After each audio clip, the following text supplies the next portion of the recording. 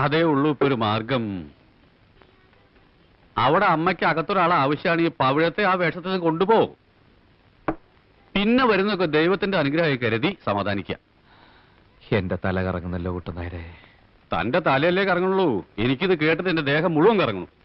ആട്ടെ, പവിഴം എന്താ പറഞ്ഞേ?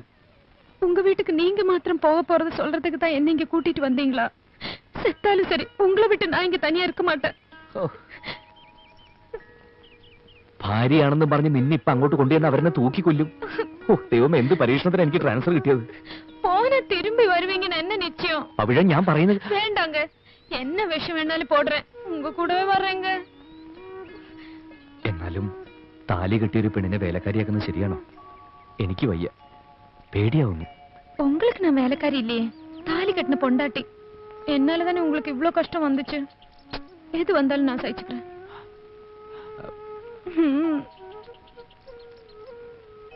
എനിക്ക് അച്ഛനെ പേടിയാ, ഏട്ടന്മാരെയും പേടിയാ, അമ്മാവനെയും പേടിയാ. തെറ്റി അവരെല്ലാ ബന്ധവും മറക്കും. നേരായ വഴിക്കാണെങ്കിലോ പൊന്നു പോലത്തെ സ്നേഹവും. ഓ, നിന്റെ അച്ഛനെങ്ങാനിത് അറിഞ്ഞ ആലോചിക്കുമ്പോ വീണ്ടും തലയുറ്റുക. അപ്പോ നീ തയ്യാറാണ്? ഒരു ശാന്തി മുഹൂർത്തവും കുറിച്ച് വാങ്ങി നമ്മൾ സ്ഥലം വിടുന്നു.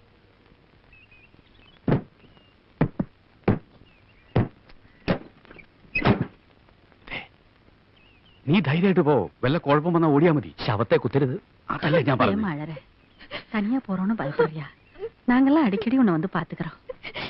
குட்டன் நாயரா, நானும் மாப்பிள்ள கூட போலான்னு இருக்கிறேன். நீயும் வரல? ഓ, പിന്നെ നെഞ്ചിൽ പിടിച്ചു. കൈയിട്, കൈയിട്, വഴിയുണ്ടാക്കാം.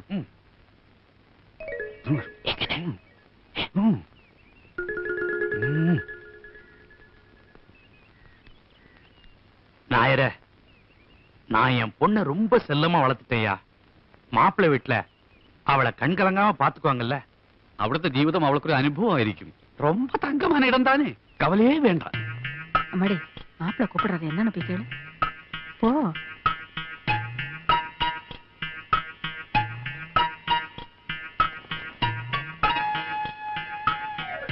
என்ன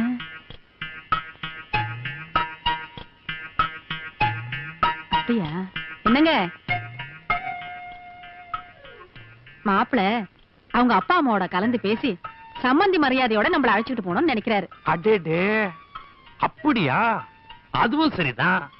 அப்படி போறதுதான் நம்ம கௌரவத்துக்கு மரியாதை. குட்டன் நாயரா, நீ போயிட்டு வந்து விஷயத்தை சொல்லு. എന്റെ ഗുരുവായൂരപ്പ. அதே யாரு? എന്റെ അച്ഛൻ. വാ. സമ്മതിക്കില്ല, ഇത് ഞാൻ സമ്മതിക്കില്ല. അച്ഛപ്പി ഞാനോട് തല്ലാൻ ഇതിലൊന്നും നമ്മൾ ആത്മഹത്യ ചെയ്തതാ. അച്ഛൻ മാറി നിൽക്ക്. ഇവരുടെ കാര്യം ഞാൻ ഏറ്റു. அதுகளை തല്ലിയ ചത്തുപോന്ന് പറയടാ. ചത്താക്കാരി അവര് നോക്കിക്കൊള്ളും. അമ്മയിൽ ഇടപെടണ്ട. പഠിക്കണം പറയാം. ഓട്ടിച്ചു പോലും തെങ്ങുണ്ടായി ഓട്ടിക്കാൻ തുടങ്ങി. ഇന്ന്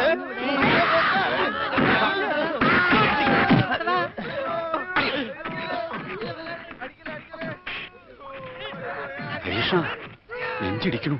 പേടിക്കണ്ട, ഒന്നും സംഭവിക്കില്ല.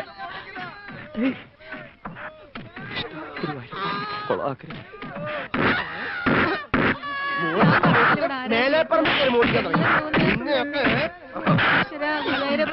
ഹരീഷ്ണം വന്നു, അമ്മ ഹരീഷ്ണം വന്നു. മോനെ, എന്തായിരുന്നു ഇവിടെ ബഹളം? ഞാനാകെ പേടിച്ചുപോയി. കള്ളത്തരം കാണിക്കുന്നവരോട് ഒരിക്കൽ ക്ഷമിച്ചാൽ അവൻ 10 തവണ വീണ്ടും കക്കും. ഇത്തവണ യുവമാരെ കെട്ട തേങ്ങയല്ല, നല്ല അസല തെങ്ങുണ്ടയ്യ. ഒരൊറ്റ കള്ളനോടും ഒരു കാലത്തും ഈ വീട്ടിലുള്ള ഒരാളും ക്ഷമിക്കുകയല്ല. ഇപ്പൊ നല്ലവണ്ണം പഠിച്ചല്ലോ. നീ വരുന്ന വഴിയാണോടാ? അതെ. അമ്മയ്ക്ക് സഹായത്തിന് ഒരു പെൺകുട്ടിയെ കൊണ്ടുവരുന്ന കാര്യം ഞാൻ എഴുതിയിരുന്നില്ലേ?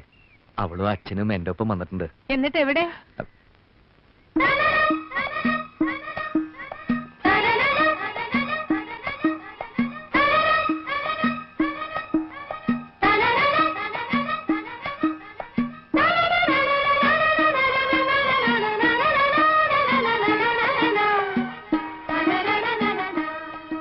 നല്ല തറവാട്ടി പറഞ്ഞ കുട്ടി അല്ലേ? എനിക്ക് തോന്നുന്നില്ല. ലക്ഷണം കൊണ്ട് നല്ലതാ മച്ചമ്പി. ഇവൻ അന്യനാട്ടിൽ താമസിച്ചു വന്നതല്ലേ. ഐശ്വര്യം പോയിട്ടില്ല, കൂടിയിട്ടേ ഉള്ളൂ. നിന്റെ പേരെന്താ പെണ്ണേ? പവിഴം. നീ എന്ത് ജാതിയാ? അല്ല, മലയാളത്തിൽ പറഞ്ഞാൽ അവൾക്ക് പെട്ടെന്ന് മനസ്സിലാവില്ല. പഠിച്ചു വരുന്നല്ലേ ഉള്ളൂ. അല്ല, പഠിക്കാനുള്ള തയ്യാറെടുപ്പ് അങ്ങനെ. ഞാൻ കണ്ണപ്പൻ, ഹരികൃഷ്ണന്റെ അമ്മാവനാണ്. അവൻ ജയകൃഷ്ണൻ, ഇവൻ ഗോപികൃഷ്ണൻ. ഞാനിവിടുത്തെ കാര്യസ്ഥൻ. ഹരിയുടെ അച്ഛനമ്മയൊക്കെ മനസ്സിലായല്ലോ. ആരായാലും എന്താ, അവർക്ക് ഇവരെയൊക്കെ ഒന്ന് പരിചയപ്പെടുത്തി കൊടുത്തോടാ കൊശവാ നിനക്ക്. കുട്ടിയുടെ അച്ഛനാണല്ലേ? എന്താ പേര്? എൻ പേര് ദുരൈസ്വാമി. ആ. എനിക്ക് കൊഞ്ചം മലയാളം അറിയും. ഓ, എടാ ഗോപി, ഈ കർപ്പൂരം ഒന്ന് കത്തിച്ചേടാ. പല സ്ഥലത്തും പോയി പലതും സംഭവിച്ചിട്ടല്ലേ എന്റെ മോൻ വന്നിരിക്കുന്നത്. സകല ദൃഷ്ടിദോഷങ്ങളും എന്റെ മോനീന്ന് പോട്ടെ.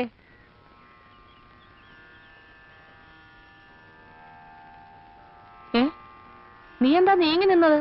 അല്ല, അവിടെ നിന്ന കാറ്റുകൊണ്ട് കർപ്പൂരം കേടും, അതുകൊണ്ടാ. കുട്ടിയെ അകത്തേക്ക് പൊയ്ക്കോളൂ.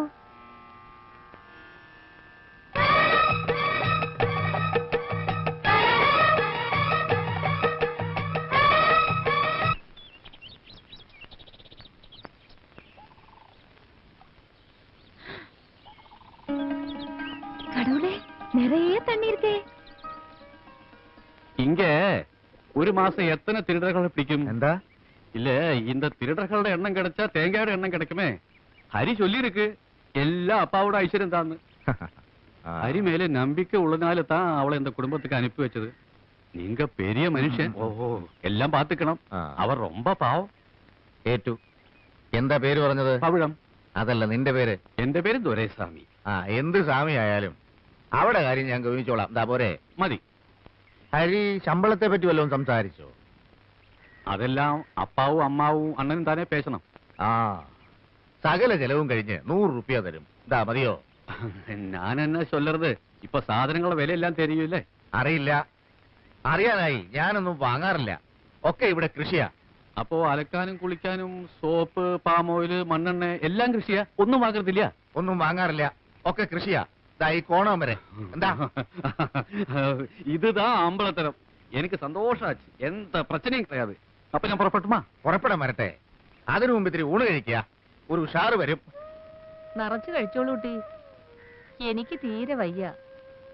കറിയൊക്കെ പേരിനേ ഉള്ളൂ. എവക്ക് എങ്ങനെ വെപ്പ് പണിയൊക്കെ വശമുണ്ടോ? കൊഞ്ചം കൊഞ്ചം അരിയും. ഇനി എല്ലാം അമ്മ കയ്യിലെത്താൻ. എന്നാലും അടുക്കളയിൽ കയറണ്ട, പുറം പണി എടുത്താ മതി. അത്യാവശ്യം അകത്തെ പണിക്ക് എന്നെ സഹായിച്ചാ മതി. ഞാൻ പറയുന്ന മനസ്സിലാവണുണ്ടോ? ശുദ്ധവും വൃത്തിയൊക്കെ ഉള്ള ആളല്ലേ? മാസത്തിൽ 7 ദിവസം പുറത്തു തന്നെ കിടക്കണം. അതിവിടെ നിർബന്ധ. പരിഷ്കാരം ഒന്നും വേണ്ട. എന്റെ ഭഗവാനെ.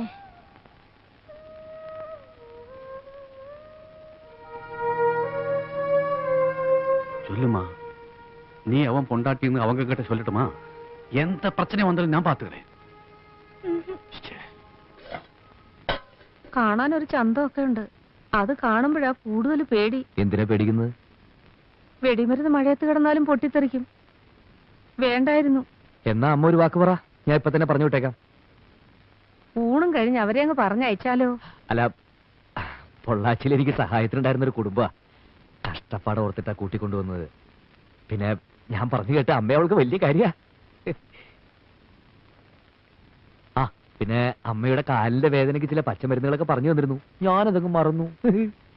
അവളുടെ സ്വഭാവം എങ്ങനെ? അത് കണ്ടിട്ടല്ലേ അമ്മ ഞാനിങ്ങോട്ട് കൂട്ടിയത്.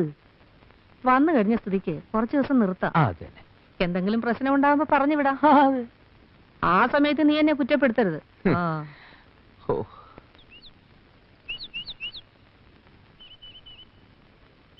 നായരെ,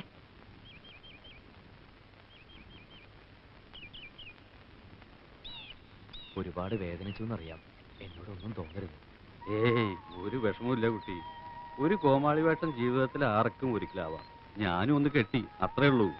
പക്ഷേ വലിയൊരു തീക്കൊണ്ടത്തില് നീ ഒരു പാവം പെണ്ണിനെ അവിടെ നിർത്തിയിട്ടുണ്ട്. ഞാൻ എന്താ അനുഭവിച്ചു, അവളല്ലേ അനുഭവിക്കാൻ പോണത്. എനിക്കറിയാം, എല്ലാം ഒന്ന് ശരിയാകുന്നത് വരെ. സാരില്ല, മരുമോൻ ധൈര്യത്തോടെ പോ. പെരിയ കൗണ്ടറുടെ മകളാണെങ്കിലും ജാതകത്തിൽ വേലക്കാരി യോഗം അവൾക്ക് ഇത്തിരി ഉണ്ടാവും. അത് ഇതോടെ തീരും. പക്ഷേ നിന്റെ മരുമക യോഗം എന്താവുന്ന എന്റെ പേടി. നിന്റെ അമ്മ നല്ലൊരു സ്ത്രീയാ, അച്ഛൻ തന്നെ ഗുണ്ടയാ. ഏട്ടന്മാരെനിക്ക് വിശ്വാസം പോരാ. വിവരം അങ്ങാനും കൗണ്ടർ അറിഞ്ഞ എന്റെ തലയും ഉടലും വെവ്വേറെ പാർസൽ ചെയ്ത് സ്വർഗത്തിലേക്ക് അയക്കും.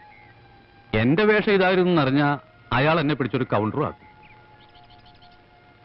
നീ അവളെ കെട്ടിയെന്ന് ഇത്തിരി ധൈര്യ കഷായം കുടിച്ചോണ്ട് പറഞ്ഞാൽ എന്താ ഇപ്പൊ സംഭവിക്കുക? എന്നെ അവർ ജീവനോടെ കുഴിച്ചു മൂടും. അതിത്തിരി കഷ്ടാവും, ശ്വാസം മുട്ടും. അതേതായാലും വേണ്ട. നല്ല പവിഴം പോലത്തെ ഒരു പെണ്ണ്, അതിപ്പോ കരയാണോ ചിരിക്കുകയാണോ എനിക്ക് മനസ്സിലാവാം.